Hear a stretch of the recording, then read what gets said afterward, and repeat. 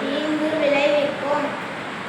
காற்று மாசுபாட்டால் நுரையீரல் நோய், மூச்சுக்குழாய் மற்றும் நுரையீரல் புற்றுநோய்கள், தீவிரமான ஆஸ்துமா மற்றும் குறைந்த சுவாச நோய் தொற்றுகள் ஏற்படும்.